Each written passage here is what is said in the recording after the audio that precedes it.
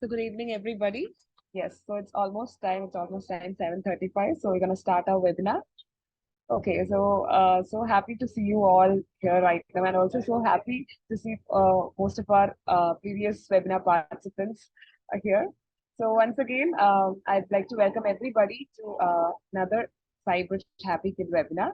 So as we had informed earlier, today's our webinar will be on the topic balanced screen time, nurturing healthy digital habits in kids. So we all know that in today's scenario, all the kids like even at their age of 1 or 2 they get experts in using mobile phones or using technology gadgets and all, right? So parents find it very difficult to deal with children to reduce their screen time actually. So in this scenario, in this tech world or this digital world, it's it's natural that kids get addicted to all this. So how to handle this or how to help children to get reduced to get reduce their screen time is really necessary, that every parent should know that.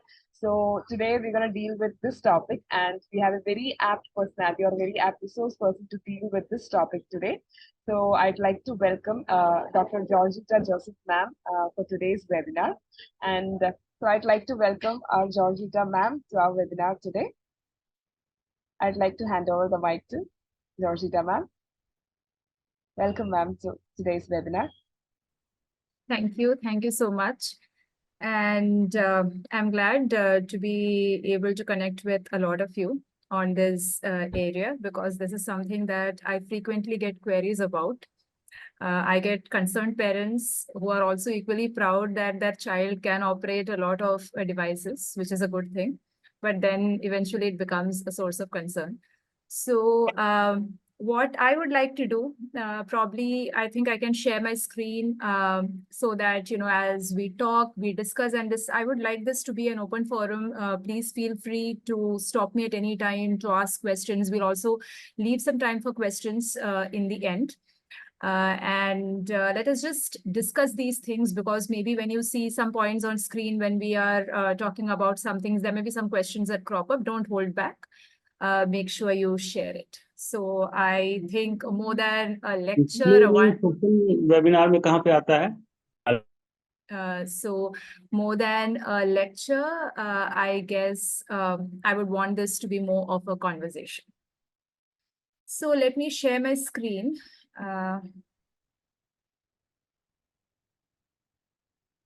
Hello. Yes. Can you tell me if my screen is visible? Yes, you're visible, ma'am.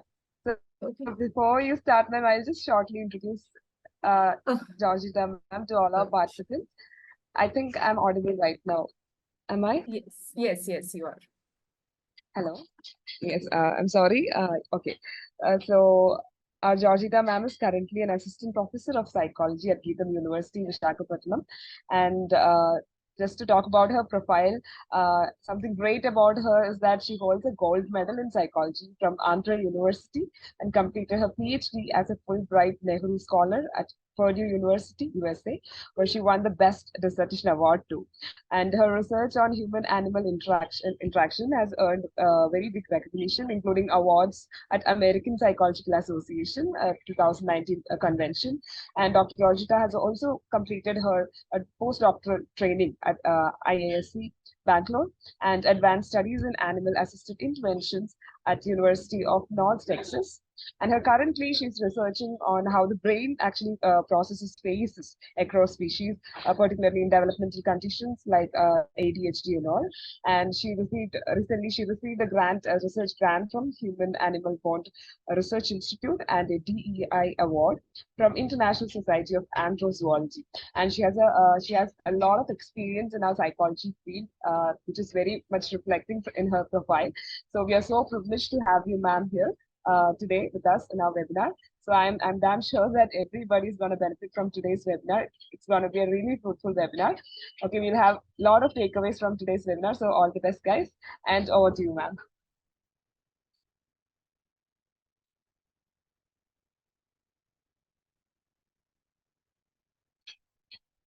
Thank you so much. Thank you for the kind introduction. I didn't realize I was muted. So, and let us get to the topic of the day: balanced screen time, nurturing healthy digital habits in kids. And I was really, happy about this title itself, because we're talking about not putting a full stop to the digital world, because that is impossible. It is about nurturing a healthy balance. And that is what we are going to look at. So let us first start with asking ourselves, what is screen time? Because often this is a confusing question. Many parents come and say, when I ask this question to parents who come, they say screen time is about mobiles. Let me just check. Did I get a response? No, yeah. So they say screen time is about mobiles. Some others say screen time is about TV. And there are others who also account for the other media like laptops, desktop computers, whatever, all the other things. So basically, screen time is all the time you spend, connecting with a digital media on a screen. Just the way the word puts itself out. It is screen time. And the screen can be anything. It can be a phone, it can be a tablet, it can be TV, it can be a laptop, it can be a gaming console, it can be video games, it can be anything. Put anything which has a screen, which has digital content, and you, your child, whoever is connecting with that is engaging in screen time. So let us be clear about it, that what is screen time. Because often what happens is when we are not clear about what is screen time, we discount or we say that, Acha, this is not screen time. Only this much is screen time. So parents often say, my child only spends, say, ABC hours on the mobile phone. The rest of the time he's doing, work on the laptop, or he's, watching TV. So I understand that there is some issue with how screen time is defined. So this, what you see on screen is screen time. And we'll go with the negatives first, because I think often we talk about the negatives of screen time, and there are negatives. Okay, we are not kind of overemphasizing or exaggerating this. There has been a solid body of research. What I'm quoting here is by the Journal of the American Medical Association, but you take different agencies. Let us take the American Academy of Pediatrics, you take the Canadian Association of Optometry or Ophthalmology, and a host of other agencies. They converge on a couple of negatives that are associated with screen time. So again, when you talk about screen time and when you talk about the negatives, I'm talking about excessive screen time. We'll go to that what is excessive, what is right. But let us discuss what are these negatives. The first and one negative which goes, kind of influences everything else is overstimulation.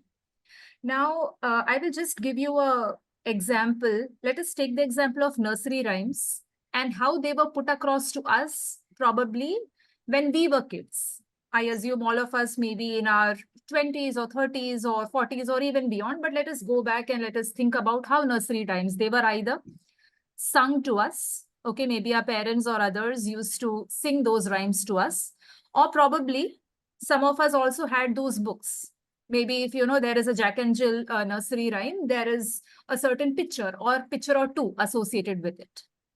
Now, if you would Google, or if you have not come across it, once this webinar ends, you can go and Google Jack and Jill nursery rhyme, a video of that on the internet. And you will see the amount of digitization that has happened.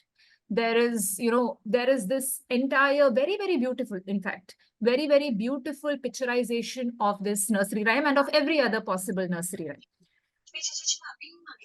So this entire thing, I guess it would be great if all of you can mute yourselves unless there is a question to be asked. Right. So what happens here when you have, such vivid picturization with multiple colors, with a lot of movements, with all sorts of 3D, 4D effects, is that your brain gets overstimulated. Because your brain also has a certain kind of bandwidth of stimulation. What is optimal stimulation? What is overstimulation? All these colors, all these sounds, all these movements overstimulate your brain. And this overstimulation, if it continues for an extended period of time, is very, very problematic. Why? Because you get addicted to it. Because your brain now says that I need this level of stimulation. I am not okay with anything lesser. I am not okay with the kind of stimulation I get from a conversation. I am not okay with the kind of stimulation I get by playing or by just going out or by just going for a walk. I need this level of overstimulation. So that is the kind of addiction. That is why it is also called, I think you may have come across terms like internet addiction or, digital addiction, because, and this addiction comes from overstimulation, very similar to the kind of overstimulation or the, the stimulatory effects that alcohol, drugs, and other things can have. Now, when you have overstimulation, of course, you want to only engage with that content. You are cutting down on other things. You're cutting down on exercise. You're cutting down on time spent in other kinds of socialization, other kinds of activities. So, of course, obesity happens because you are cutting down on exercise. So that is like a very clear, what you can say, very clear consequence of overstimulation and digital addiction. And inadequate sleep, insufficient sleep, or you can also say disturbed sleep. This inadequate and insufficient sleep may be because you're so addicted to that content that you are watching it again and again. You are watching it, cutting down on the time that you are sleeping. And because your brain is so overstimulated, particularly close to, sleep timings, your brain cannot go into the sleep mode. Your brain needs a certain level of relaxation to be able to go into the stages of sleep. There are different stages of sleep, in fact. And because your brain is always in this level of overstimulation, you are unable to sleep properly. And anyway, you're cutting down on sleep because you want to watch one more video or you want to watch, one more game or play something more.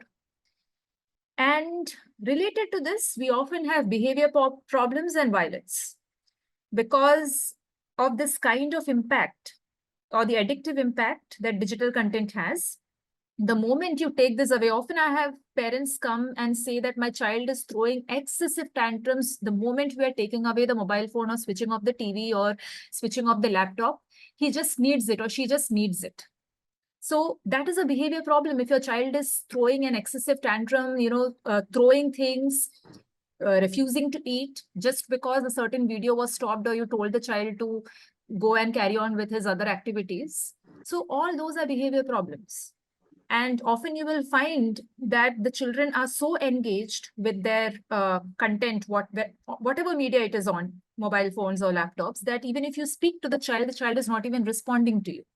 The child is so engrossed in that content. So all of this counts as behavior problem. Because if you're speaking to a person, that person should be able to engage back with you. And of course, there is a lot less, or there is absolutely no regulation, in fact, if you talk about the internet, on the kind of content that is available to the child. So the content can be explicit in terms of violence, in terms of sexually explicit content. So all of this also come together to, add to the behavior problems and the violent or the any other kind of behavior that comes. Because often you have clients coming in and saying that my child was reprimanded or scolded in school because he used a certain word or he acted in a certain way, and this this has not been taught in the family, or no one has acted in such a way at home. Why is he or she acting like this? Because there is definitely some other source. Children are very good imitators. All of us, in fact, that is the evolutionary principle. We see and we learn. We are very similar to how apes do. Okay, we use the term, right? Monkey see, monkey do. So you see something, you do that. So the same way, a child will not just get something out of the blue. If there is a word or an action that the child has spoken or done, definitely the child has gotten it from some source. And often it is unregulated digital media where the child has gotten it from. And because this content is always one way, the child is just listening to this or just seeing this. So there are delays in language development, delays in social skills. Because how does language develop? It is not just listening. Language is both receptive and expressive. So here the child is only having the receptive speech, just receiving information, but is not expressing anything. You cannot talk to digital media, right? You cannot talk to a video on YouTube, but you can talk to a person. Similarly, you can engage in a give and take conversation or a turn-taking conversation with a human being. You cannot probably do that with a video or any other game that is happening. So the delays in language and social skills immediately come in. Attention problems. Now, this is also something which I will talk about later. Most of the digital content that we have these days is very short. And that is meant to capture your attention. You talk about any of the reels, you talk about any of the videos, they are really short.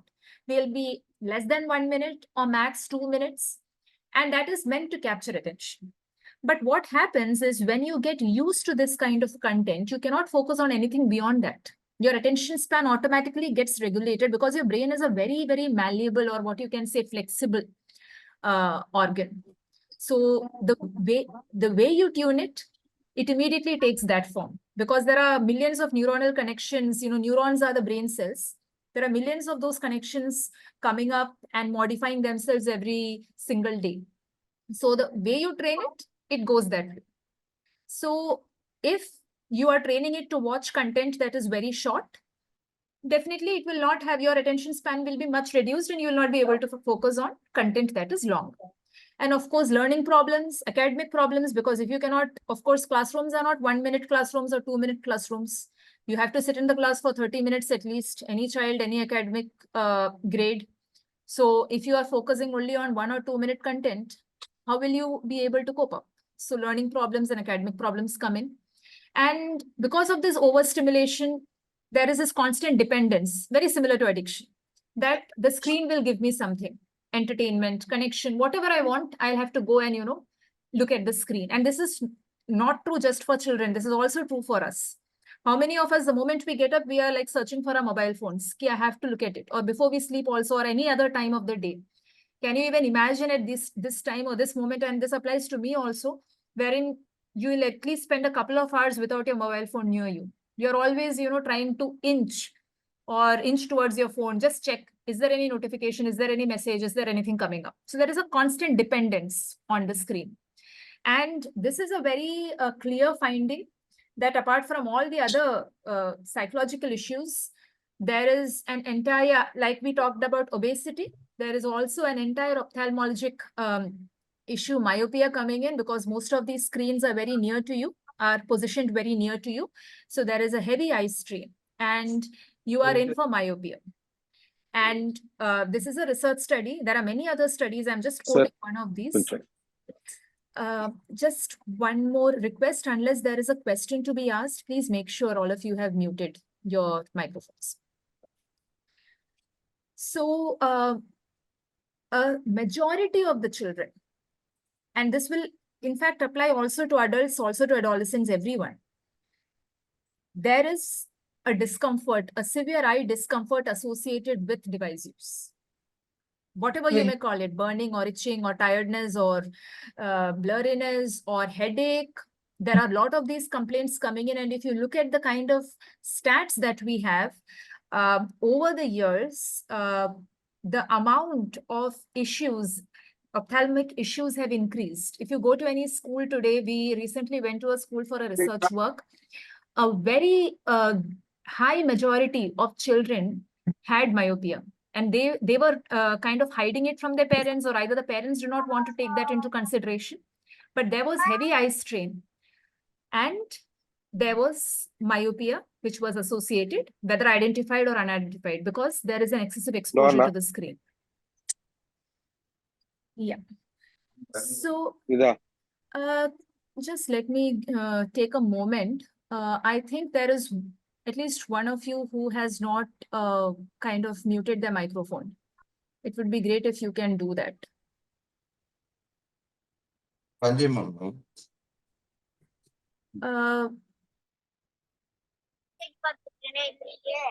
Can all of you make sure? Okay, great. Thank you. So we have looked at the negatives, and I think probably you came to this webinar also expecting that I'll talk about the negatives, because there are negatives associated with screen time, no denying that. But let us also admit that there are positives.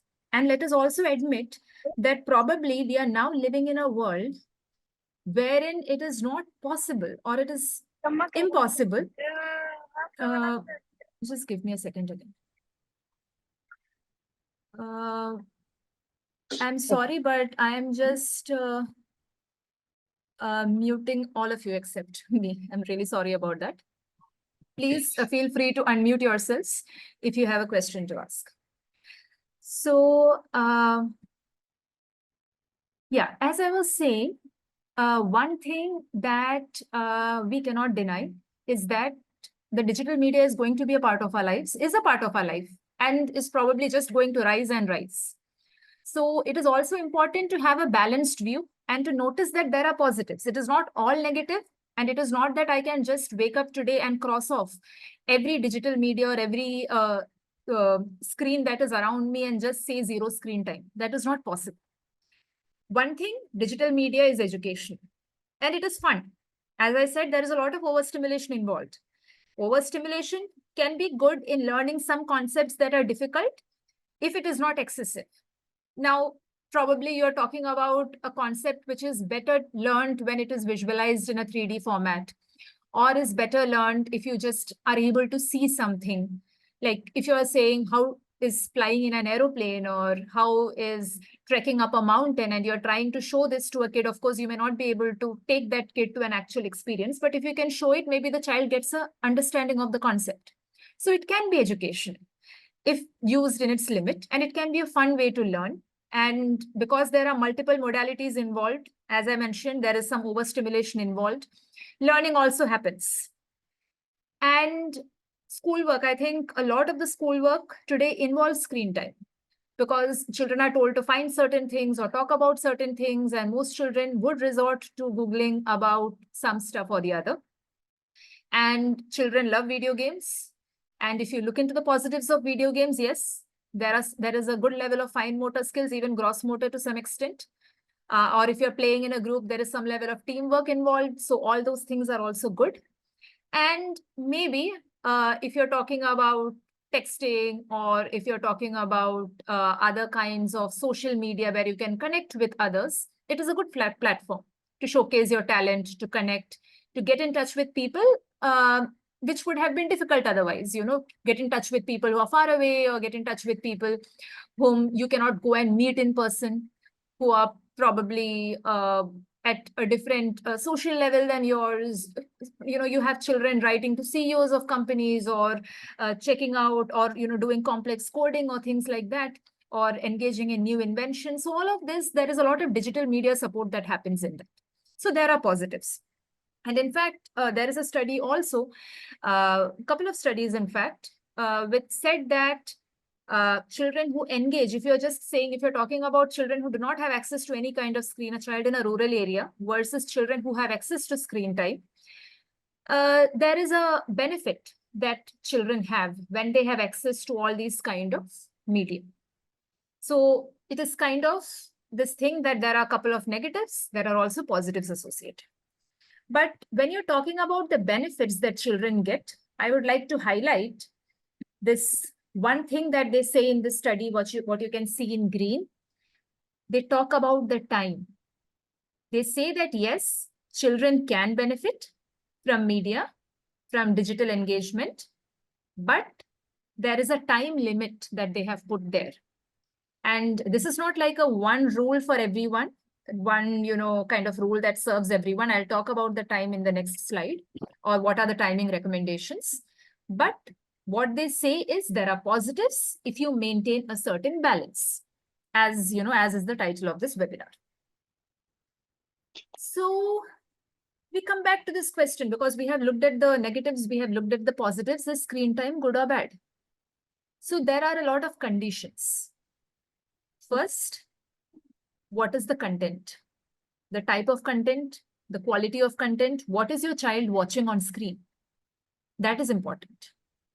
That will determine whether screen time is good or is bad. The length of the time spent. How much time? What is the child watching? How much is the child watching on screen? And what kind of watching is that? So I'll tell you this nice incident. I was till a couple of months back, I was in Bangalore. I was doing some of my research there. And one of my co-researchers, he said that I am being very conscious about the kind of screen time I allow for my child. my child is just allowed 1 hour per day. Fine enough. The child is 3.5. So I was like, okay, 1 hour per day. And we give the phone only at that time. And the moment the timing ends, we just get it back. And she doesn't protest. She is used to this 1 hour. And I asked him that, what is she watching? He was like, we are not sure. We just put on YouTube and we have some parental controls, but we just put on YouTube and she keeps scrolling. And she watches whatever she wants. And she watches for 1 hour per day. So can anyone tell me whether this is a good practice or not? The child is 3.5, 1 hour per day. The child watches with parental controls. The child watches whatever she wants to watch. Clearly not, ma'am. Some interaction should be there, I guess. Wonderful, wonderful. I'm also having messages which say no. Yes, yes. It is bad. Yeah. Exactly.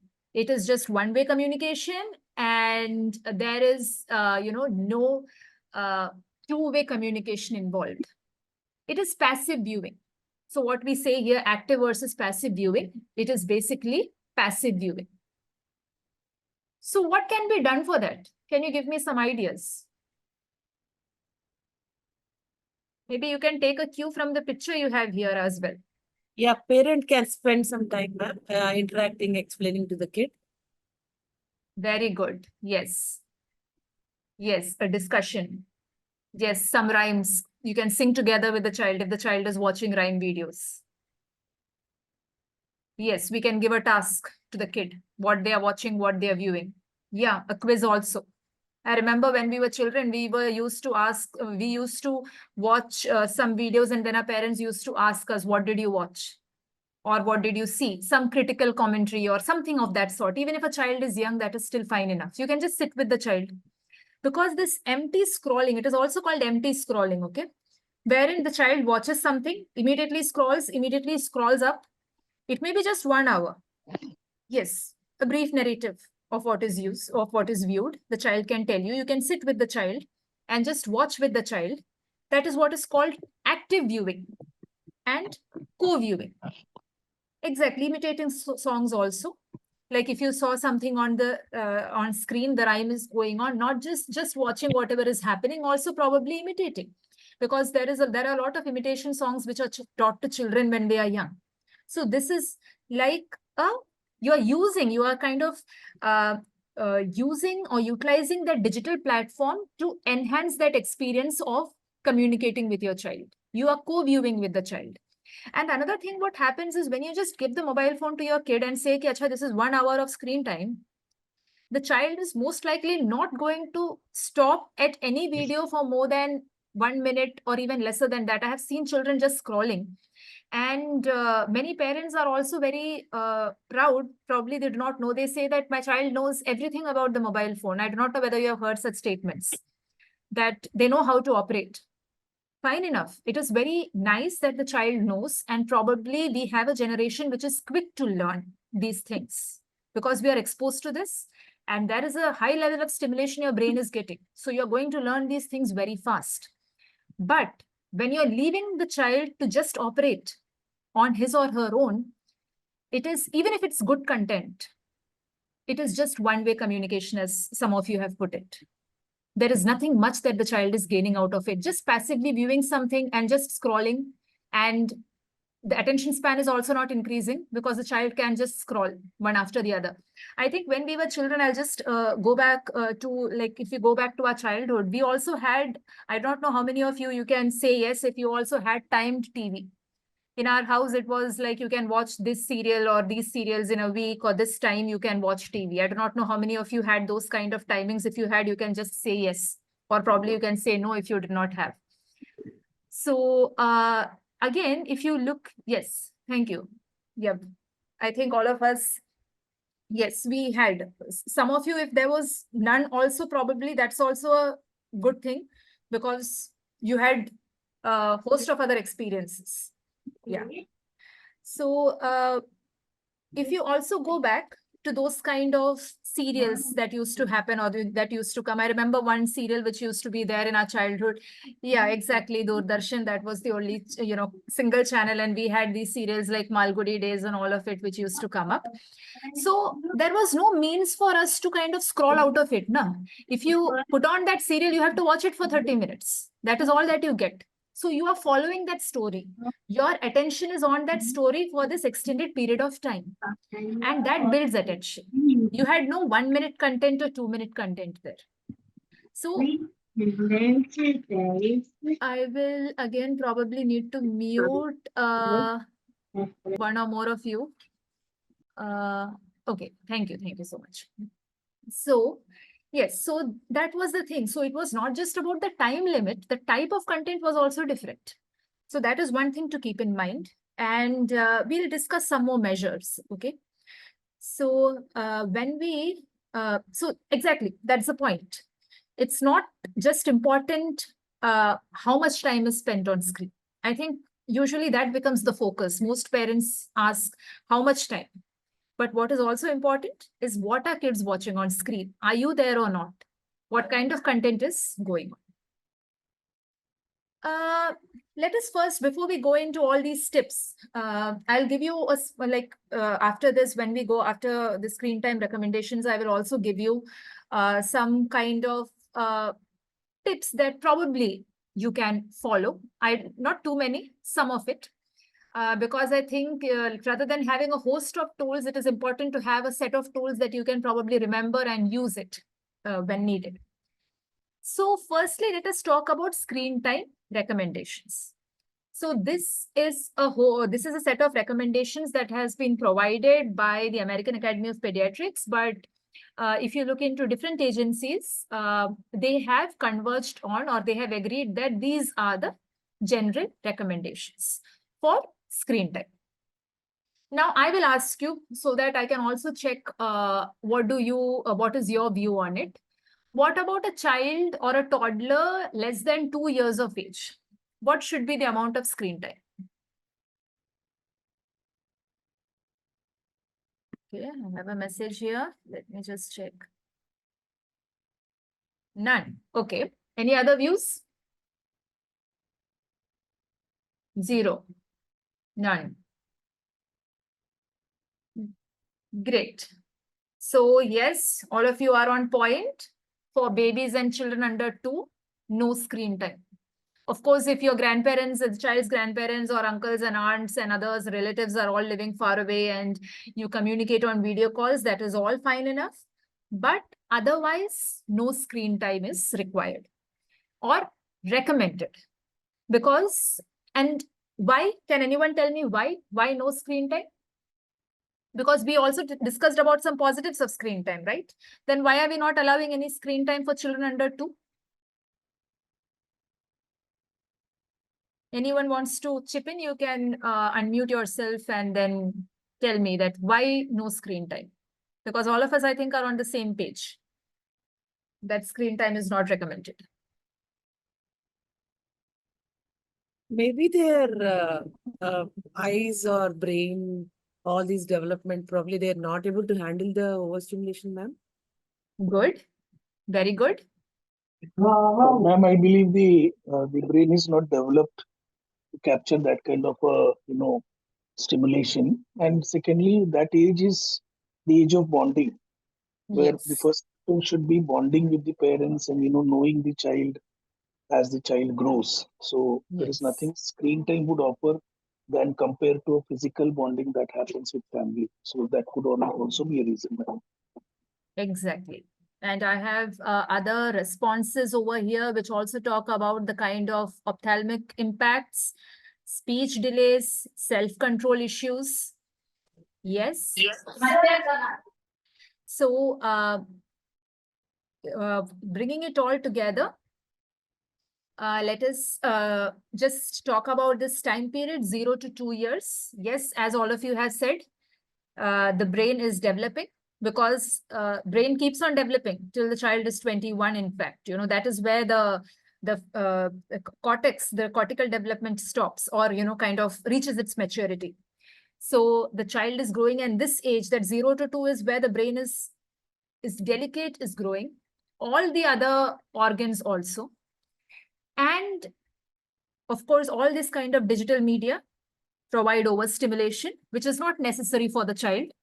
The child is not going to understand. Of course, we have talked about the positives of screen time, but a child under 2 is not going to gain anything from those positives, is not going to understand much from that digital content, except those sounds and lights and all of it, which is not useful.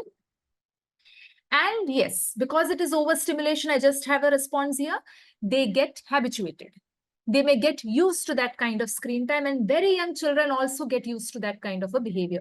They see the screen, then they cannot leave the screen. And then they want that screen again and again, because it's overstimulation for the brain. Even the growing, just that baby brain, it is overstimulation. And there is no, and that is that age where the child forms that. I think this also one of the participants mentioned, there is this entire bond that is forming between the caregiver and the child. And the child has to develop secure attachment. Only then the child knows that, okay, this is my father, this is my mother, or these are the people that I can count on. And that attachment progresses all through life. So that communication with that parental figure, eye contact with that parental figure, time spent with that parental figure, even talk, even if it's a one-way talk, like the baby may be just babbling and cooing, but the parent is talking to the child, that is essential. Screen time will cut down on that. And the child will become so habituated to the screen time that the child will not value these other approaches. So there is this entire, delay that happens. Exactly. They don't have, in fact, if you want to check out, there is a diagnosis called virtual autism, which came up a lot, especially during COVID times, because there was very less social contact that children who were born at that time had. It was just the immediate family. And the immediate family was also, they did not have much social support, both parents working, and there is a lot of, what we can say, work pressure that all had. So often it was the child being given the screen for some time at least, just to make the child calm or help the child spend some time. And then what used to happen was that there is this entire behavior where the child is not talking to others, the child is only focusing on the screen, is having behavioral issues which kind of mimic autism, but which is not autism. That was happening. That is this terminology called virtual autism. So once a lot of doctors saw many cases which was much more than a natural incidence of autism. That is where they suspected there is something else happening. And then they said, you reduce on the screen time, interact with the child, be with the child. And these children, started reducing on those problem behaviors, engaging in more social interaction, and started, regaining the kind of lost patterns of behavior. So, yeah. 2 to 5 years. So I am just putting it out here. 2 to 5 years, they say, not more than 1 hour of screen time daily. But then again, this is not just the time. As we mentioned, it is not that you are saying 1 hour, just give the child whatever devices you have for 1 hour. They say if it is 1 hour, make sure that the parent is there with the child. And make sure that this is not content which is very, very short, because you are kind of at that early age, you're defining the child's attention span. Your child's attention span should be increasing rather than decreasing. So make sure that the content is longer, no fast content, no content that is violent and that is extremely distracting, or and all that happens when the content is unregulated.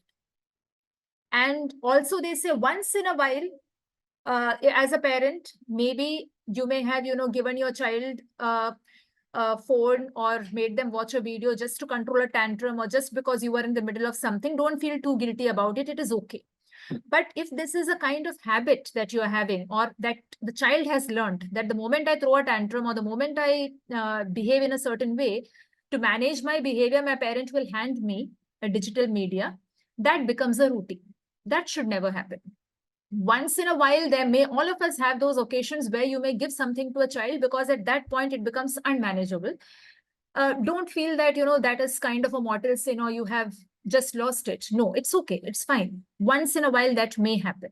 But again, it is not that you give the child anything to watch. You may give the child a rhyme to watch or something like that for a short period. But that should not become a routine. And also for babies and children, parents ask me that, always I cannot engage with my child. I may be cooking, I may be doing something. What should I do? So I say, rather than just giving them this entire audio-visual content, you can even play nursery rhymes. Let them hear the audio. Very similar to, I think a lot of these good practices were already there in our childhoods, in our past, which probably we are not continuing. So let them listen to that. That is still fine if you're listening. It is not that much of overstimulation or, the kind of content that an audio-visual media provides. So you can do that. Keep the device away, let the child listen to a nursery rhyme for a baby under 2. And 2 to 5 year old also, it is not necessary that you should always, if you are working, let the child get involved as much as possible. If it's an older child, 4 years, 5 years, give them small tasks to do. Like even if you're working in the kitchen, do certain things, and children usually get excited about these things. Like, I'm getting to do something, I'm getting to do, be a little adult for some time. That make-believe role play. And you can cut down on the screen time. And 5 years and older. Now, 5 years and older, now this is kind of debatable.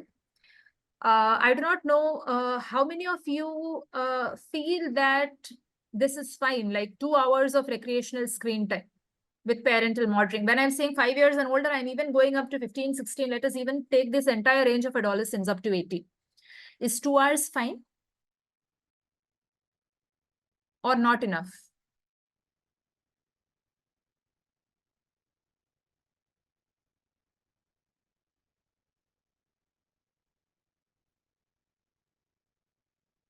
Any responses? Yes. Yeah. Ma'am, 2 hours sounds too much, ma'am. For, let us take a child, like we are talking about 5 years and older. So suppose a 15-year-old child. 5 years, I agree, because this is a general recommendation that is put forward. Okay.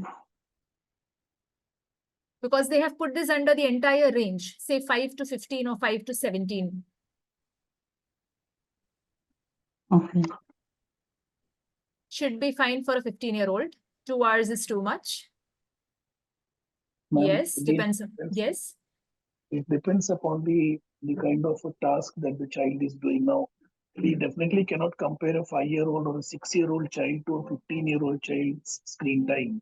Yeah. Because a 15-year-old child is forced to have screen time because of the academic responsibilities, which is not there for a 6-year-old child. But being conscious about the fact that screen time is hazardous if it is more, I think that's the only way a mature boy or above 10 years parents have to understand. That I think, is a very challenging thing for me. Okay. Good point. Actually, there is a very important point that is raised there. I'll come to it. Any other views? Yes, school projects, as we just said, they have academic commitments. Okay. So let us discuss this, because 5 years or older, in fact, this is something which is discussed a lot by psychologists themselves, because most of the health agencies, they have clubbed this entire, 5 years and older together as one range. But that is where we need to, and again, when we talk about 2 hours, it is recreational screen time. That is something we have to remember, because children are forced to have academic screen time. School projects, other things demand screen time. And, most of that work that is done probably for a 15-year-old or a 16-year-old or even earlier than that, maybe on a laptop, maybe on other kind of devices. So there is already required screen time or enforced screen time. So these 2 hours are not counted in that screen time as per recommendation. These 2 hours are recreational screen time. So if you're talking about a child 5 to 10 years, even 12 years, 2 hours, maybe slightly more, you can probably 1 hour is good enough for the child to relax, maybe watch TV with you being there. It can even be, some amount of news because they need to be updated. I remember in our childhood, our teachers always used to ask us that it was assignment that you should watch the news, that again, the Doordarshan news, and come back and tell us what has happened. So that kind of 1 hour can be good. But as the child becomes 12, 13 and all, maybe they may also be playing some games, or even earlier video games. So all that included, as the child grows up, 15, 16, and most children by the age of 15, 16 are also given their own mobile phones. So all that taken together, we are talking about not more than 2 hours of recreational screen time. So this is a big time in itself. There is no point increasing that, because this is cutting away or removing the academic screen time. Yes, I agree. For those of you who are saying it is 2 hours is too much. But again, I think this is also taking a more lenient approach in mind, because as the child becomes an adolescent and is engaging in different kinds of activities, say video games, other things, maybe if you limit it to 1 hour, or if you put a strict control, it may not be that effective, or it may not be that successful. So the 2 hours is like the maximum limit. Like you cannot go beyond 2 hours. But if you can curb within 2 hours, great. Or it doesn't need to be 2 hours every day. Maybe around the weekend, you can give some more time. Or if they're watching a movie, that itself is longer, and cut down on other content. So this is something why this big range is given, so that parents have the freedom as per their family schedules, as per their routine, as per the needs of the child. Try to see what is workable within these 2 hours, but at least this is the upper limit. Don't go beyond the 2 hours. Then there are some rules that are like non-negotiable. No screen time during meals, no screen time in bedrooms. And when you say in bedrooms, it is like a certain amount of time before you go to sleep and certain amount of time after you wake up in the morning. And that is very, very essential. And this applies not just to children, it also applies to all of us, to adults, everyone. Because you are playing with your entire sleep rhythm if you are watching or looking at your mobile phone just before you go to sleep. Because then your amount of non-REM sleep or the deep sleep is directly getting affected. So you are not getting proper rest. Because of this overstimulation, your brain is still active even when you're sleeping. You will be probably watching a lot, having a lot of dreams as well, which means your brain is totally active. So your brain is not really getting rest, even though you felt you were sleeping and you woke up after a certain number of hours. The rest is not there. So these are non-negotiables. And the other 2 hours that we discussed, recreational screen time, it is if a child has a lot of schoolwork where the child is already sitting on the laptop or on the mobile phone for a certain number of time, reduce it. So that is again something that you can be flexible around, and as a parent work around it. That if a child is already having a more, greater commitment to work on a digital device academically, reduce as much as possible the other kind of recreational screen time. So I'll give you now a couple of tips on balancing screen time before we open for questions. The first important rule is to start early. Start doing this as early as possible, this kind of balancing the kind of rules, because just like any other habit, the earlier children learn, the easier it is for them to follow. But if you have not followed this practice, maybe for the first couple of years, or you are starting out at whatever age, your child is 10, your child is 12, your child is 14 also, it is never too late to start as well. It is just that you have to start. You may have these ups and downs. You may not be just able to enforce it right away, but make sure that you start off as much as possible. The earlier you start, the quicker the results will come. But it is not too late. Don't feel that because we didn't ensure or because we didn't do this, now things are out of hand. It is not like that. You can start at any point. Any habit or any new thing can be learned at any point. It is just that it will take slightly more time, or you may have, more downs before you reach that up.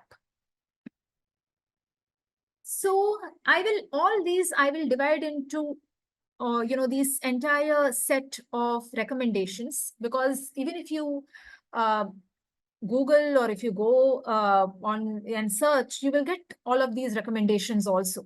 The important thing is that you remember what these recommendations are and apply it. So I'm dividing all of it into two sections. One is limiting screen time. The second is enriching screen time. You will limit, but within the limit, you will have to provide some screen time. How can you enrich that screen time? So first, let us talk about limiting screen time. So there are two things which are important. First, it has to be a clear limit, that the child should know that this is there. I cannot just go beyond it. And secondly, it should be reasonable. So when I say reasonable, suppose if you have a 13 or a 14-year-old child who is having a weekend, who's probably playing a video game for an hour, or just relaxing, who has spent, say, 1 or 2 hours, that can be reasonable. You may need to make some kind of allowances here and there. You can limit for that during the week, but let the child relax. So the child knows also that my parent is being reasonable, because it can be tough handling teenagers.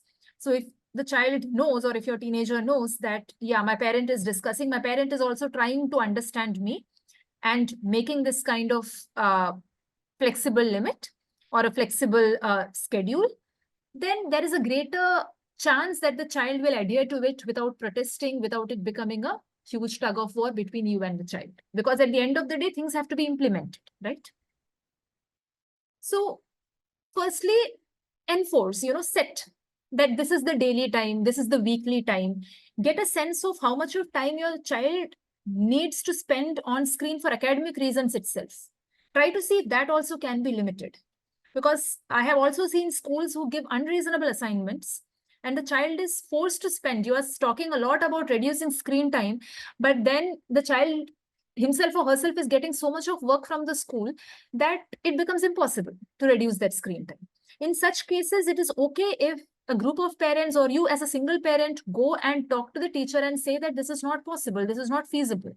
You cannot do this, because that will not just benefit your child, it will benefit other children. Even if you are a single person putting up that protest, do that. And when you kind of create that kind of daily or weekly schedule, take into consideration what is the non-recreational screen time that the child already has.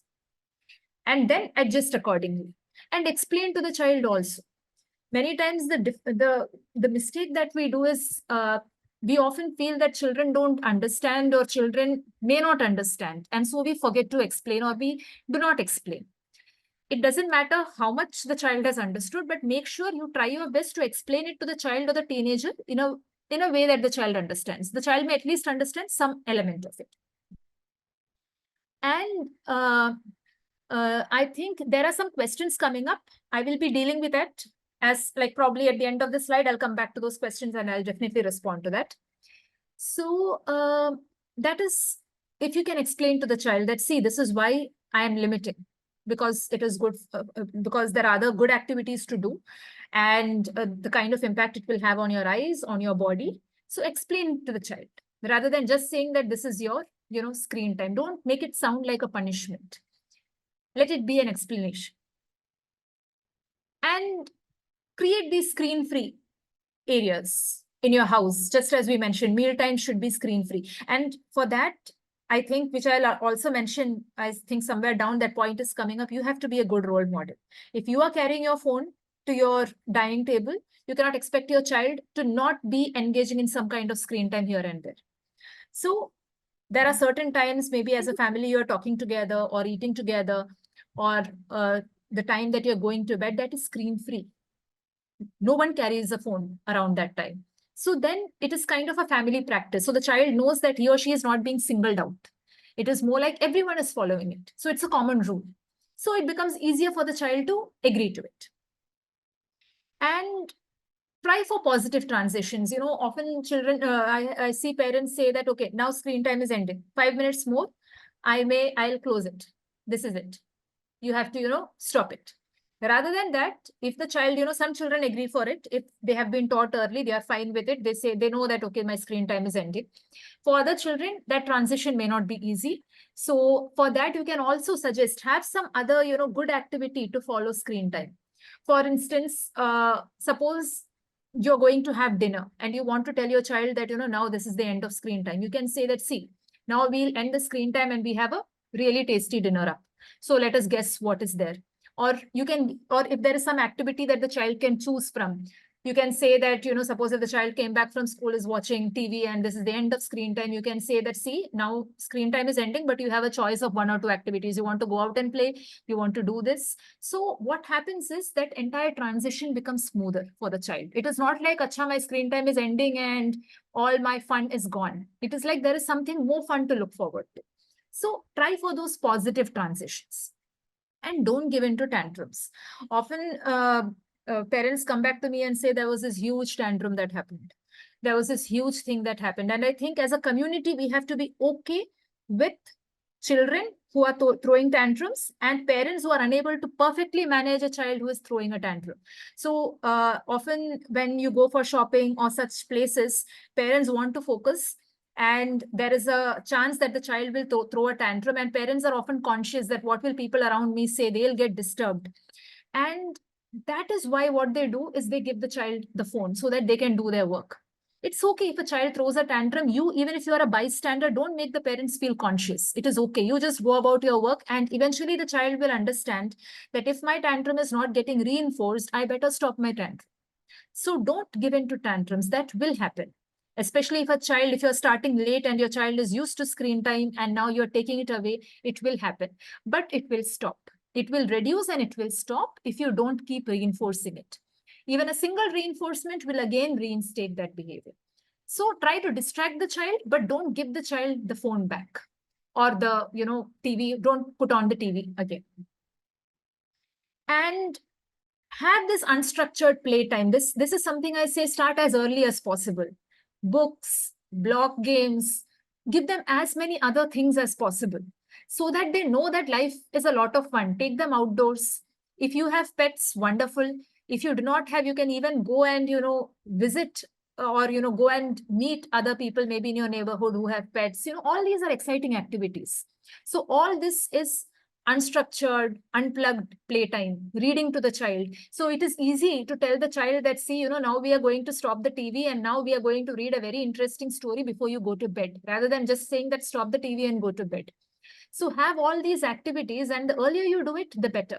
Because then the child has a varied world around him or her, where you can go out, you can play, you can play with pets, you can go for a walk, you can read a book. It is not just all about TV, or it's not just all about your mobile phone. And you can also ask your children, or ask if you are a teacher who is trying to help out a parent. Tell these to parents also. Ask children, what do you want to do? Search for fun activities to do, or devise fun activities to do, and we will do that. So the child gets the choice, and children, not just children, anyone feels excited about choices. So when you're cutting down screen time, give them choices about what they can do. And many times children will come to you and say, I am getting bored, I am getting bored. It is fine to get bored also. You do not always need to keep your child engaged. That is also, I think, that is also the kind of world we are in, where there is this constant activity that we are into. And constant activity is not necessary. Is there a question? Okay. So, and this constant activity, you do not need to always keep jumping from one thing to the other. You can just sit in a place and not do anything. So it's important for children to also know that it is okay to not do anything. You can even tell children that imagine something. And this power of imagination is what goes off when you're overstimulating the child.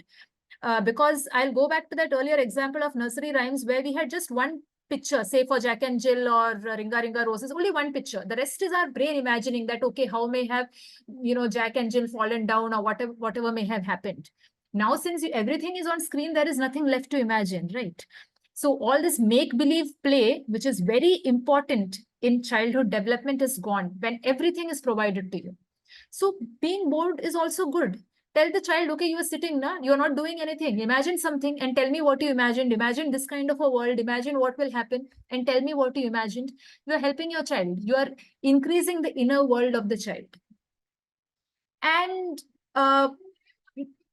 many children also say that, I have seen this in few cases, that there is some kind of TV or music going on and the child is also working.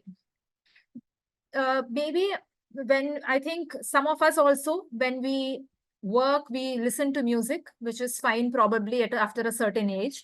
So if the child is say 16, 17, wants to listen to music and work and all, it's fine, because by that time the child has learned how to divide attention and how to still focus, and how to put certain things in the background. For young children, this is not good.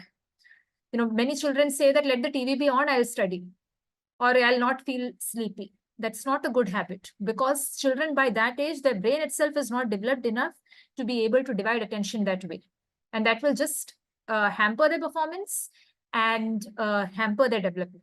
So no kind of media entertainment or media going on when the child is focusing on some other work. They need to be able to focus, and then eventually after a certain age, they will learn how to manage multiple things at a time. And if you can use apps to control, because I have seen a lot of applications where the screen just goes off or that program just stops because there is some kind of control there. So lesser tantrums, because it is easier to tell a young child that now the screen will not work. Now it will not work anymore, because that's the time, that is how the device works. Put it on the device if needed. If the child is throwing too many tantrums, have that, so that you can then easily disengage your child and put him or her into some other activity. So let me come to the two questions here before I go on to the next slide, which is also kind of our, sorry, I'm trying to scroll up a bit. There was a question. Even teenagers. Okay. So a situation where a parent or adult is watching a movie and the child is present. Yeah. So again, that is where we are going to talk about how to make those flexible. Firstly, if you are watching a movie and if there is some way in which, especially for young children, I know it is difficult because as young parents dealing with young children, you also need a break.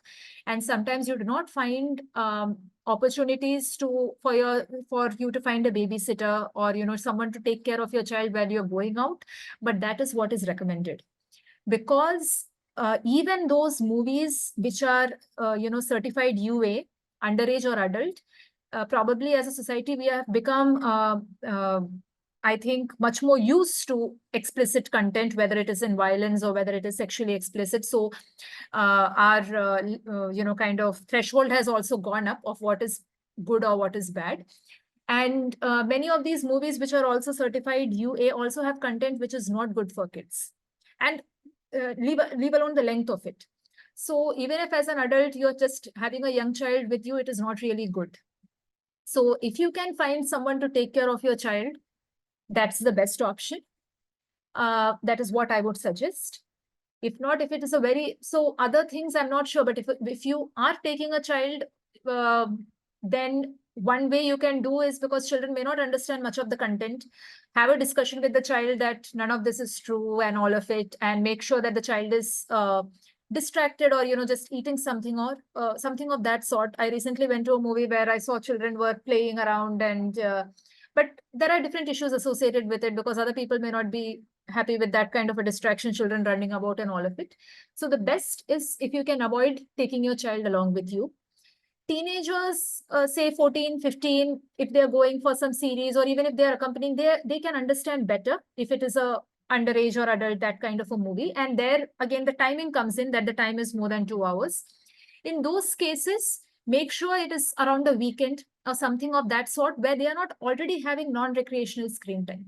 So tell them that, yeah, we can go. If you want to go, you can go, but make sure it is an entirely free day, wherein you are not going to have other things to do on screen, so that you are just watching this. So it is not like 2 hours of academic screen time and then 3 hours of movie screen time. It is just 3 hours of movie screen time. So those are adjustments that you can make on a case-by-case basis. But for young children, the recommended thing is to not take children to movies which have any sort of content, because most of the movies these days have a lot of violence, have a lot of content which the child will not understand and may just understand wrongly. So if you can find a way not to take your child, that is the best option. Okay. Then let me get to another question that is here. if an 8-year-old child uses screen 4 hours regularly, how to reduce it without hurting the child? So yes, 4 hours, yes, it is too much. So how do we do it? There are different options. Firstly, try for transition. So try for, in the initial days at least, try for something which is totally out of the house. So your child is definitely watching your screen or your mobile or your TV inside the house. That is what I would expect. So just tell the child that we have a very exciting place to visit. It may be a park, it may be some other play zone. I find in many cities or many places there are play zones also. And say that there is a rule there that you cannot take mobile phones. So have those kind of transitions where the child is excited about going to a place, but also knows that their phones are not allowed. So as the child goes there, so it is like you are not hurting, but it will be a long process because the child is used to this. So have those times where you're going out with the child, engaging in an experience where phones are not allowed. So the child knows that if he has to go for that experience, this has to get cut down. So slowly, the child knows that there is a routine. And you can, have playtime. Of course, you cannot take a child probably to a park every day or to somewhere else every day. But slowly you can have, in that place, you can have activities, other activities, fun activities that are scheduled. So automatically, without telling the child that I'm curbing your screen time, you're replacing the screen time with something else. Eventually, you can tell the child that, okay, we are curbing this, and this is the screen time, and this is the time you go to play. So basically, the child will get some time to get used. And it's a long process. So again, you will have to try to do, and you may also have some tantrums at some point, as we said. Don't give in. Like the moment there is nothing very exciting and the child has to transition, there will be some tantrums. It's okay. So try for smooth transitions. Don't give in to tantrums. So this will be a balance that you will have to take. Ideal age for giving personal gadget without parental control or monitoring, I would say, is almost 17 or 18, when the child is, able to vote. That is also the age where the child is a recognized adult.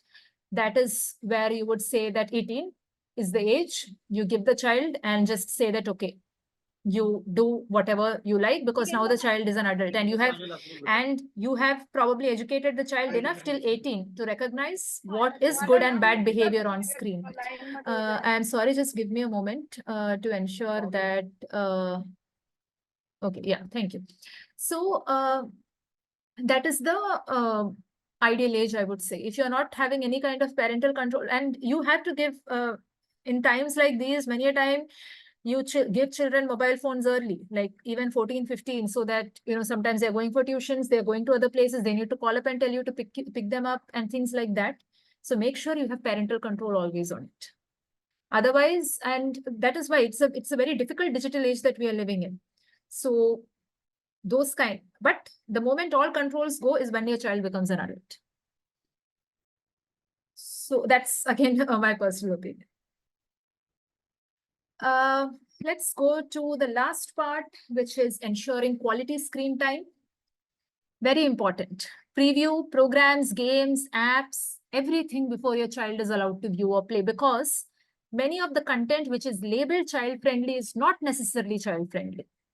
I have, as I talked about all the UA certified movies. They are not all meant to be watched by children. You can see it and you know that, okay, this is not meant to be watched by a child, but then that is how the certification has happened. The same thing applies to a lot of programs, games, and apps. So make sure what is that content and what kind of information is required in that content. Some may ask your child to put in the name, age, things like that, certain apps. What is happening? Preview.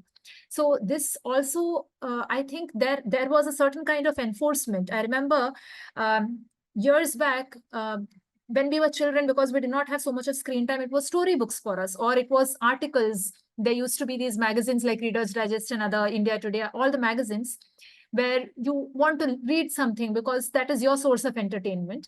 And I remember my uncle saying that in the Reader's Digest also, he used to mark that these are things you can read and take a photocopy and give it to us. Because even when you're talking about content that can be read, there is child friendly, there is content that is meant for adults. The same way, programs, games, everything can be friendly for the child, can be friendly for the adult, make sure you go through it personally before giving it to the child. And as we said, interactive, I think earlier we discussed, passive viewing really doesn't help the child, particularly if the child is a young child. The child needs to discuss with you to know what is happening and have, that kind of a conversation that, this is happening, who is coming, even if it's a nursery rhyme. Or as someone suggested, do some imitate play. You can even dance or act along with that. That makes it an interactive option. That way you are harnessing digital media for your own benefit rather than just passively going to whatever it is showing. And yeah, discuss what you're watching, educate your child, because sometimes even, and this happens with advertisements and things like that, even with news, that some content may not be understandable to the child, even though it is not dangerous or something, the child may not understand it. So discuss with the child that, okay, this is what it is. Put it to the child in a way the child understands so that the child doesn't carry any misconceptions around. And yes, very, very important, parental controls. Just do that, whether it is your phone, whether it is the laptop that you're giving to the child. And also, this is very, very important, because I had a case on this, wherein the parent was giving the child his laptop to just play with. It was just games that were downloaded on the laptop. Timing was right, game was right. Parental control was also there. But he did not, but again, when you give a laptop to your child and you are not present, the child, and children are very quick to learn these things. The child knew how to open different folders. And as adults, you may have some adult content on your laptop. No one to judge, because it is your life, you are an adult. So there was content as such on the laptop, and the child went, and the child was just going through, because, not even going to the internet, but just, browsing through whatever was, just looking through pictures, and happened to encounter something which was sexually explicit. But the child did not know what to make sense of it. The child felt that there was something wrong. He stopped talking to his parents, and he felt that they were wrong. So there was a lot, and the child was extremely traumatized, because the child was just 7, not in a position to understand, and started having a lot of behavioral issues, started missing classes. And the problem was, the problem that the couple and the child, the family came up with, was very different from where it had started from. So along with your parental controls, along with everything else that you are doing, when you give a laptop or when you give a screen or a mobile phone to your child, also make sure what is there on your phone that the child can access, which is just available there, which is downloaded, which is just there. Very, very important, because it may just be, for you as an adult, it may be just harmless content, but for the child, it can lead to heavy consequences. And supervise your screen time. When your child is watching something, be around. Even if you're cooking, even if you're, doing some other work, just make sure you know what the child is watching. Even if you cannot participate, if it's an older child, just make sure you know what the child is watching. And ask the child, what did you watch? What happened in that? Did you understand what was there? Are there parts that you did not understand? And again, this is again something that I mentioned. All this fast-paced content, this 1 minute, 2 minute reels are not really meant for children, because you're playing with their attention span. We have an entire disorder, attention deficit hyperactivity disorder, which is being now induced. Just the way we talked about virtual autism, we'll also be talking about virtual ADHD eventually, because you are giving content which require very short attention spans to the child. So anything which requires more than that, the child is not able to engage. So choose content which is longer. So it may be 30-minute program. In your 30 minutes of screen time that your child is being given, let the child watch the program from beginning to end and discuss with your child what was there in the program, what did you learn from it.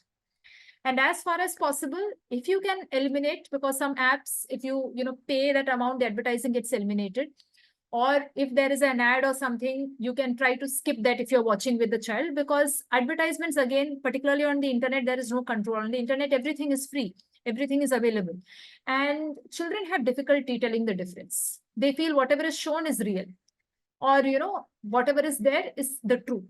So that is also the reason why you should discuss with your child and say that, okay, if someone has had Red Bull and is jumping from one building to the other, that is really not real. That is exaggeration. So those kind of things. And that is where you stop children from imitating whatever they see. Even if they happen to see something like this, make sure you discuss and tell the child what is there. You can actually have a fun discussion. You can say that, can we really do it? No. Do you want to, check out whatever you drink? You cannot do this. So that is really a picturization. So have those discussions and make sure your child understands that.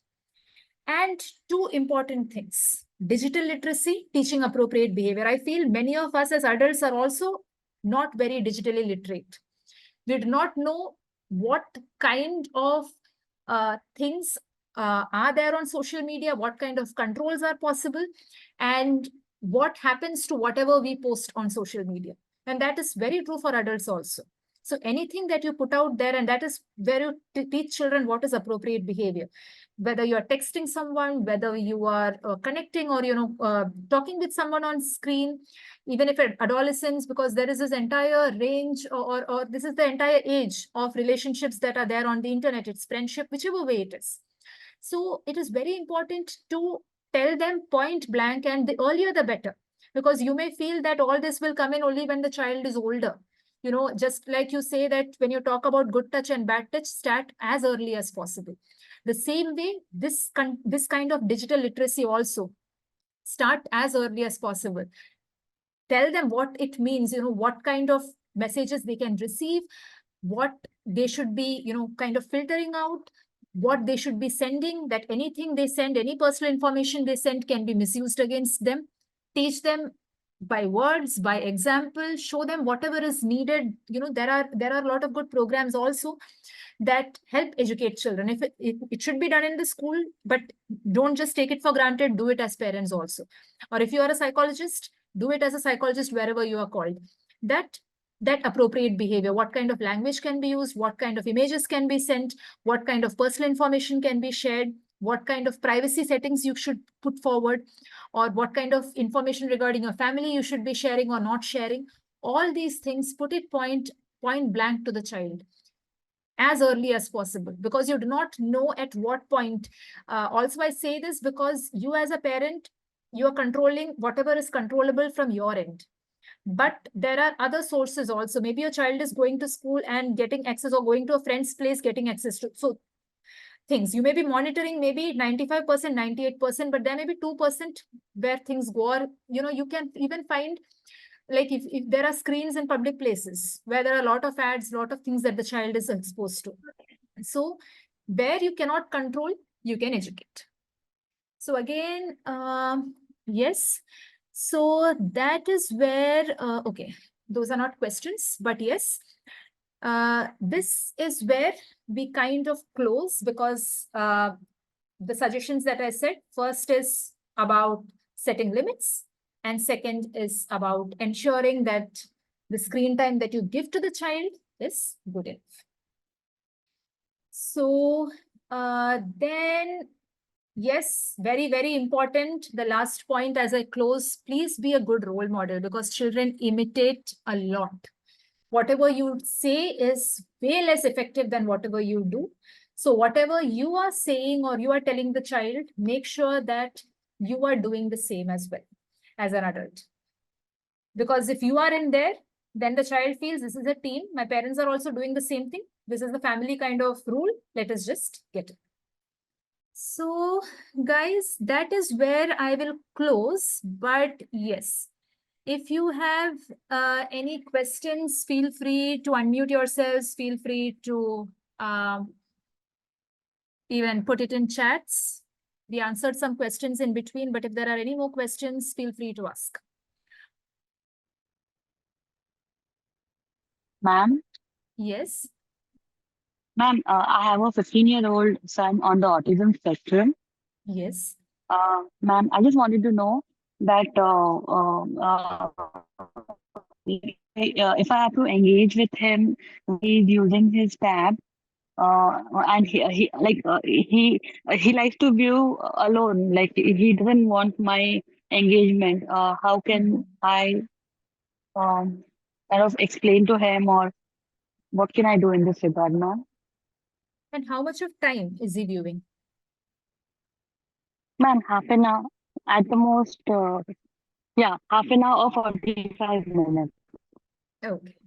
Half an hour or 45 minutes, Okay, 15-year-old is fine. But I understand your concern, and he's 15-year-old. And what is, because he's on the spectrum, Is he moderate, mild, severe? Where do the symptoms lie? Is he verbal? Is he able to talk to you? Yeah, yes, ma'am. He's verbal and he's on the milder side of the spectrum. Milder side, right? And is this a But specific? Yeah, please yeah, tell me. ma'am. Yeah, please tell me. Please finish. Sorry for interrupting. Yeah, ma'am. Because no, ma'am. Because we sit together studying. Then after a point, he wants to be alone, and then for him in his mind, free time is being alone. Even Mhm. like with the tab or without the tab, but it Mhm. though Yeah. though keep a watch on what he's saying. It is like it is passive viewing, and he just Google something and he checks he sees it. Yeah, the content. Okay. So, Though I checked, ma'am, it is never sexually explicit. Never saying that it should not be eating, but so sorry, today I lost you in you between. educated us about. Uh, Okay, I heard till you the can hear point me where now, ma'am. yeah, I can hear you. I heard till the point where you said that the content is good. It is not sexually explicit, but he keeps moving from one content to the other, right? Yeah, ma'am. Yeah. But sometimes it feels meaningless because he's watching like the most obese man living who has Mhm. ever lived on earth or something. Like for him it makes some sense, but ma'am, if it could have been engaging, I could have taught him something maybe. Okay. So again, when children are already on the autism spectrum, there is a different way of looking at it that you have to, they need their alone time. Okay, because the entire Yeah, spectrum, autism is a social functioning issue. And at times, right. the way they relax, because we often say that autistic children have repetitive behaviors, they want to spend some time in isolation, is also their method of relaxation, because they are trying to cut down the kind of, because our uh, kind of talk or the kind of conversations people usually have is overstimulating for them. So their way of Yeah, relaxing is slightly different. So if he wants to spend alone time with or without screen, since you said it is 30 to 45 minutes or so, it is fine. okay, Give him that time, because you have to remember that this is a child on the autism spectrum. That is his way of relaxing. But just be around. Make sure you're not intruding into his space. And yes, ma'am. if you feel that there is some, many children with autism also have some level of repetitive interest. They may be looking at some things or, some information again Mm, and again. mm, If you see mm, such kind of a pattern, you can also, one way of engaging is probably, if you know that, okay, he has seen this video, not, him realizing that you have been looking at it. But for one, yeah, make sure you have parental controls on your laptop or whichever device okay, he's using. Secondly, one way of engaging, I often feel, because, if they have some interest areas they are looking, or it is just new facts or new general knowledge they are looking, you can also probably, when he's around, just scroll and, have that same video, something similar come up, and you can say, see what I found out. Have you heard this before? And maybe he will okay, recall what he has seen before. So try to do okay, those kind of connections that may lead to a conversation, because often children with autism also feel that their interests are poorly understood by others. So if they okay. know and they feel underconfident to discuss those interests. So if they Mm, feel mm, that you also are watching something similar, there is a chance that he may engage for some time. But if that is his lone time, since he's on the autism spectrum, allow him to relax. And since it is not too long, it is still a fine time. With parental controls, you can allow that. okay, ma'am. Thank you, ma'am. Yeah. So I have, yes. Can I ask a question, ma'am, or do you Yeah. have any question? No, please tell, please tell. I'm working in an international school, Okay. and we all should agree that over a period of time, the school infrastructure and setup has also changed, where Yes. classrooms have welcomed, screens and boards and technology, Yeah. which is inevitable. Yeah. And technology starts. I mean, boards and screens and all have started as young as kindergarten classes up to 10th class. Yeah. Yeah. Things now, and sometimes it cannot be escaped. Yeah. Sometimes we have a question, why is it required for an LKG class and all. But Yeah. then, ma'am, what would be your suggestion to a school, to the teachers, as to, I mean, how do we judge ourselves or how do we take care of these things? Can you give us some suggestions here? That is a very important point because all this, it is considered an improvement in the education system, all of this audiovisual media, without knowing that there is a probable downside to it. One thing I would suggest is, okay, I do not know, the chalk and board system or the blackboard system may be kind of obsolete in most of the schools. Everything may be shown on screen. So, if I may just interrupt, sorry for that. yes. There are schools, even my school also, we have a whiteboard as well as a screen board also. Yeah. What I've seen, which I think you also agree that the teachers prefer the screen board more than writing in the whiteboard because that is presentable. There is a video that can be shown along with the writing pattern, and then there is that that screen pen. What I don't know, what do you call that? Where you can just write on that. So the advantages are there. So the screen board mostly is idle. I mean the whiteboard mostly is to have both the boards in the classroom, but the usage of the screen board is more owing to the advantages. However, there is a screen time also that is getting involved there. True. So one way, there is no easy way out of it. Again, for teachers also, it is simpler somewhere, I feel, because I, as a teacher also, when I teach my students, often it is PPTs. So, but of course, they are college students, university students, so they are much older. But still, I do not prefer all of it. So I would say that even if, firstly, try to use your chalk and board method a little bit more, even though it may be difficult. Secondly, if you are going to use the screen, now the screen has two components. Firstly, the screen as a media, that there is a one medium on which you are seeing things. Secondly, the kind of content that is appearing.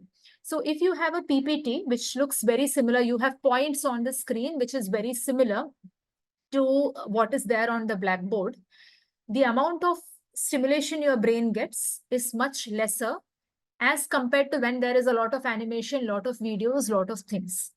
So what I would suggest is, even if you are relying on the screen, rely more on content which doesn't have a lot of this audio visual, kind of stimulation.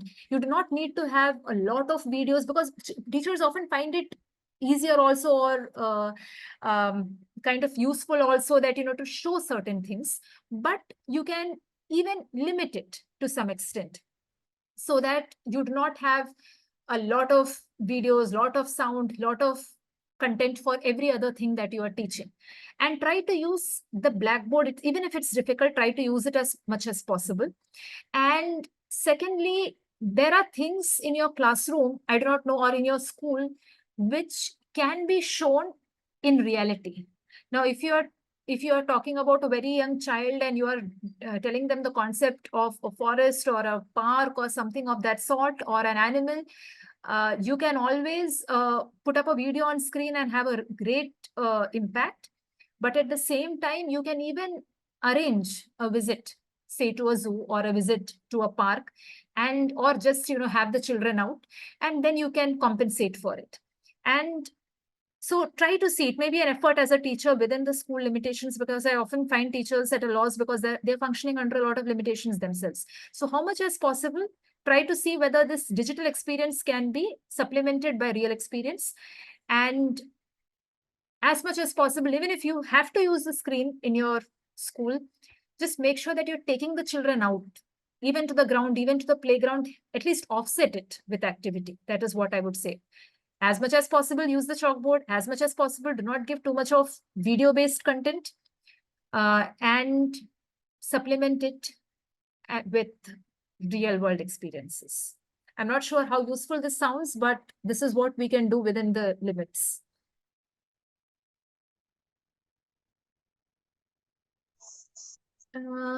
Is there, I saw someone raising a hand. I'm not sure. Yes, ma'am. Yeah. Hi, I'm Dikshita.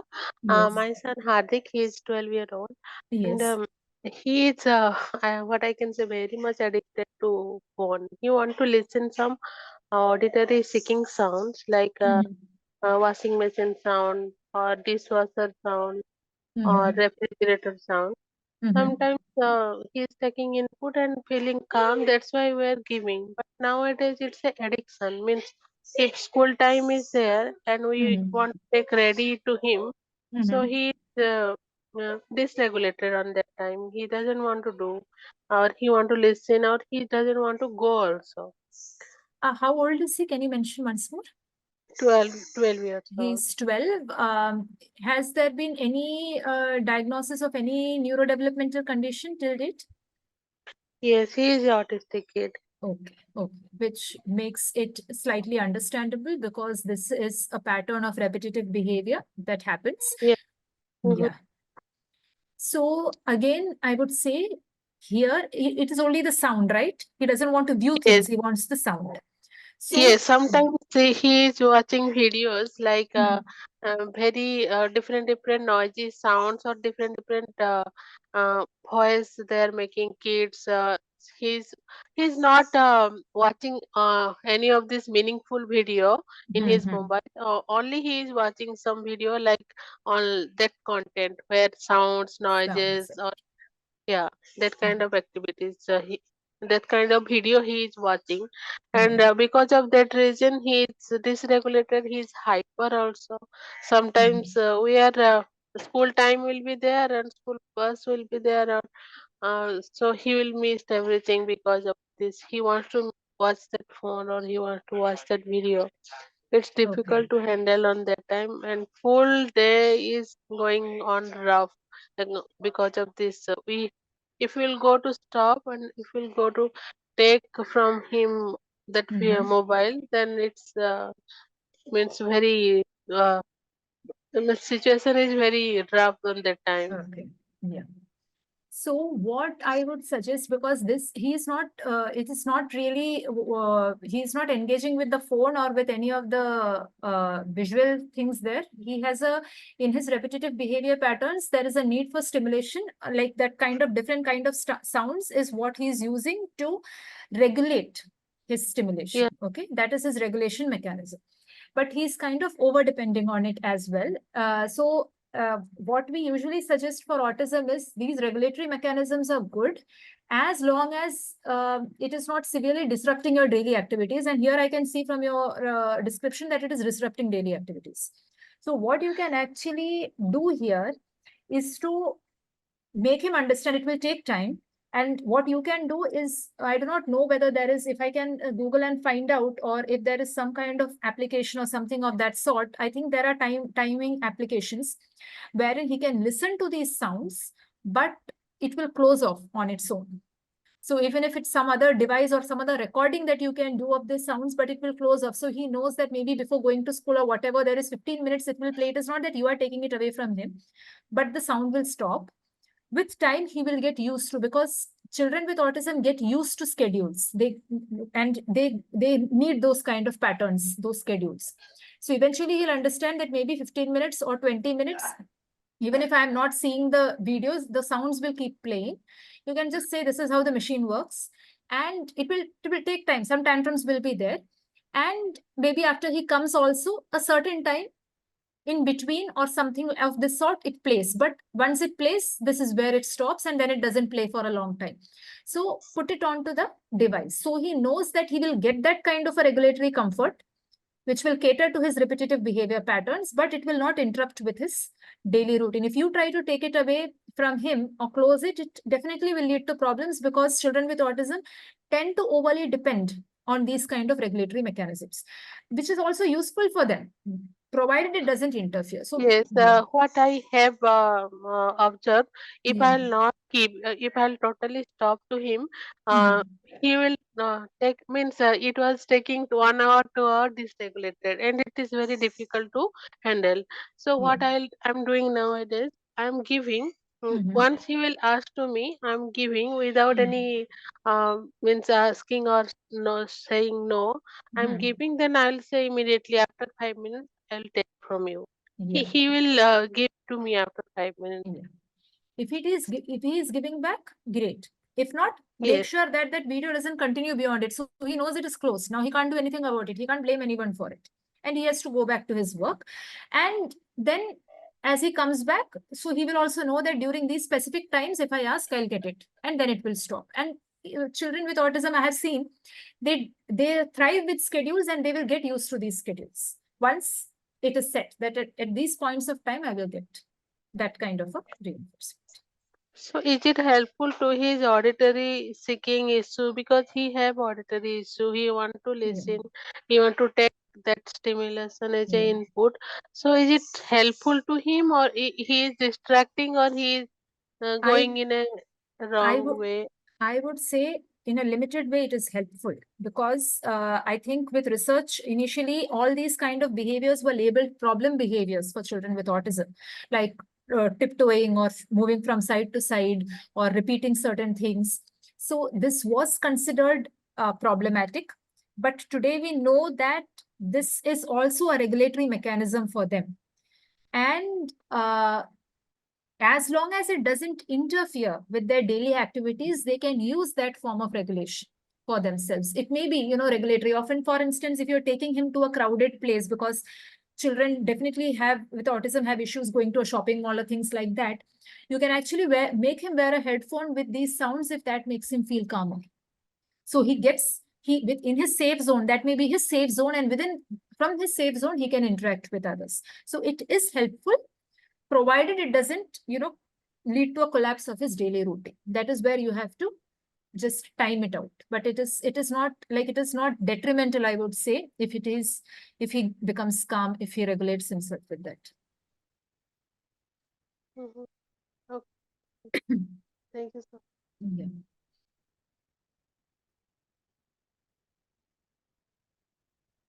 So I think, is that it?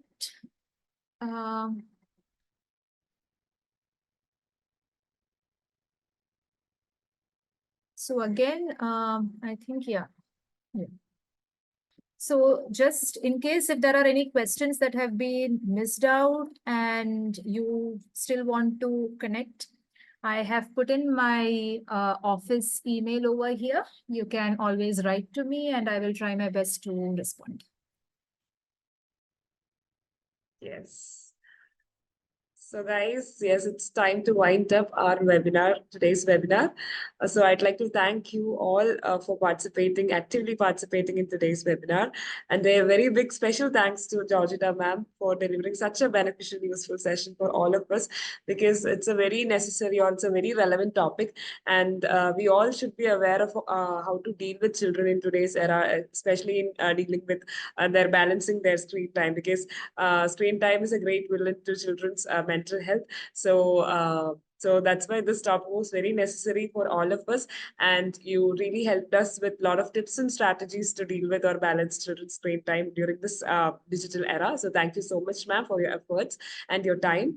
And thank you so much, every participants.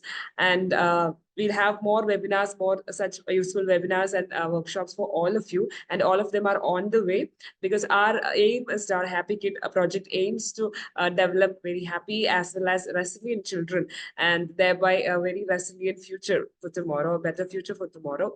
So as a part of that, we'll have more programs on our way. So we expect all of your presence in those programs also. So thank you so much, everybody. Yes. So make sure you type your names in the chat box as well as fill in the Google Forms in order to receive your certificates. Yes. So thank you so much, everybody, and good night. Bye.